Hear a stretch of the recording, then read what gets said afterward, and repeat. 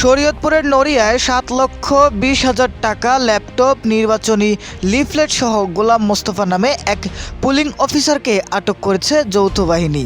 তিনি জামায়াত ইসলামীর কর্মী বলে জানা গেছে। পরে ভ্রাম্যমাণ আদালতের মাধ্যমে 2 বছরের কারাদণ্ড ও 3,000 টাকা জরিমানা করে তাকে কারাগারে পাঠানোর নির্দেশ দেওয়া হয়েছে। ভোটের আগের দিন বুধবার 11ই ফেব্রুয়ারি বিকেল 5টার দিকে নড়িয়া পৌরসভার 1 নং ওয়ার্ডের দক্ষিণ বৈশাখীপাড়া এলাকায় অভিযান চালিয়ে তাকে আটক করা হয়।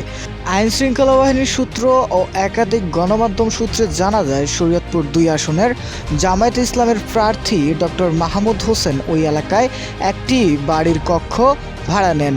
সেই কক্ষে অবস্থান করছিলেন 127 নম্বর হাজী সৈয়দ আহমেদ সরকারি প্রাথমিক বিদ্যালয়ের সহকারী শিক্ষক ও পুলিং অফিসার গোলাম মোস্তফা। তিনি জামায়াত ইসলামের কর্মী এবং তার কাছে থাকা অর্থ ভোটারদের মধ্যে বিতরণের প্রস্তুতি চলছিল, এমন তথ্যের ভিত্তিতে অভিযান চালানো হয়। অভিযানকালে দুটি হ্যান্ডব্যাগে রাখা 7,20,000 টাকা, একটি পেন ড্রাইভ, একটি ল্যাপটপ, কিছু খালি খাম এবং জামায়াতের প্রার্থীর নির্বাচনী লিফলেট উদ্ধার করা হয়। ঘটনাস্থল থেকে গোলাম মোস্তফাকে আটক করে ভ্রাম্যমাণ আদালতে সোপর্দ করা হয়।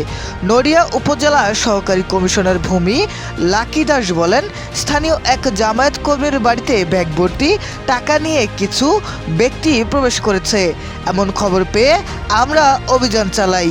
অভিযানে নগদ 7,20,000 টাকা, কিছু খালি খাম, জামায়াত প্রার্থীর নির্বাচনী লিফলেট ও একটি ল্যাপটপ উদ্ধার করা হয়। পরে ভ্রাম্যমাণ আদালতের মাধ্যমে গোলাম মোস্তফাকে 2 বছরের কারাদণ্ড দেওয়া হয়েছে। ঘটনাটি এলাকায় ব্যাপক চাঞ্চল্য সৃষ্টি করেছে।